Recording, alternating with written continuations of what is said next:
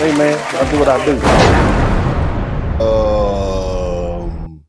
We had to choose between Mexicans and who would we choose? We had to choose between the Mexican people and some other groups of people. Who would y'all name? Who would y'all prefer? Let me see. I think I got a clip right here. Here you go. Who would we rather have? Rather have illegal Mexicans or legal Indians. More than 40,000 votes have been cast. And look at the results. Nearly 82% preferred illegal Mexicans. Only 18% said legal Indians. Listen, this only works if we're going to be honest with one another. Fair use. I'm surprised you got double digits. See, American and Mexican history are intertwined. They go together like tapatio and titties. Both great by themselves, but a whole lot of fun when they're together. They're like cool Canadians, you know? They're our neighbor. They gave us cowboy boots and tacos, and we gave them a whole lot of ass whoopings when they had land that we really wanted. Yeah. And their own people back. Our cultures are intertwined in a way. Also, they'll work for minimum wage. No. Y'all will work for a hospital or for Amazon. See, every time I listen to these white dudes and white folk, they always go back to labor's cheap, you know, and you work cheap. You're like, damn, come on, man. I don't like that. The gift cards, there's no in between. Here's where we have to be honest with one another, okay? The question wasn't, do you hate Indians? The question was, do you like Mexicans more? And the answer is yes. Now, before you get mad, let me ask you this. Who don't like Mexicans? Everybody like Mexicans. They got Taco Tuesday in Scandinavia. I wouldn't eat them tacos, but I'm just saying, up there like Norway, we love your culture, we love your music, hard fighting people.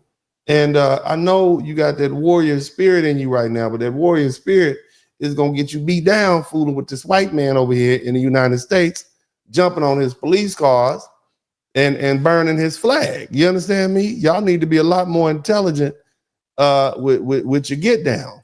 You see, because all you're going to do is get some people hurt. Now, the other thing is, like I said,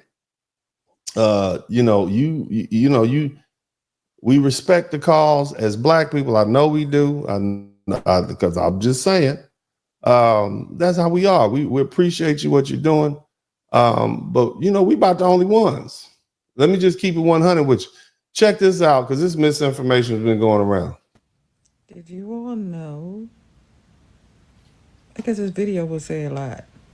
Listen to this. Now, she's going to tell you that people around the world are protesting for Americans. And that's a hell of a way to center yourself, right? You center yourself. America's the center of the world. Not so much, but let's listen to her. All around the world protesting for us in America. Protesting for us in America? That's a very interesting play on words. Somebody hit the number 1 button. For us? And we didn't even know. Because it's not happening. We have been censored. No, we're not. We have YouTube. I don't know. If this video doesn't go anywhere. TikTok is owned by the Chinese people. It's not happening, baby. Ain't nobody protesting for America. Okay? And this little lady right here, she kind of clears it up and she explains exactly what's going on. Fair use. People say that other countries around the world are protesting for Americans, but when I go and research protests happening, they're not. From what I found, they're not protesting for Americans. They're either protesting their own government for other reasons or because their government is in cahoots with Trump, or they're protesting against Trump because Trump has threatened their country. They're not protesting for the people of America. I can't verify the whole they're protesting for Americans. They're not. Germany is not protesting for America. Okay, they're not protesting for America. Can't verify everything else I just said. Yeah, so we about the only ones up in here. Shout out to my man Chief Rocker, and I'm just trying to give you a little warning. Okay, it's gonna be hot. It's gonna be tight. You're gonna have to deal with a lot. And the thing is, a lot of you all are not unified amongst yourselves, and I've been noticing that. People. I was very resentful Look at them. towards Mexican people. Very. I was gonna say, why were you? When I first arrived to this country, the first people that discriminated against me were Mexican people, calling me a mojado, making. You hear this, man? Now, to me, now, I don't want to be prejudiced, but he looked like a Mexican to me. He looked like one of the Mexicans I grew up with. I know this fella has a YouTube channel.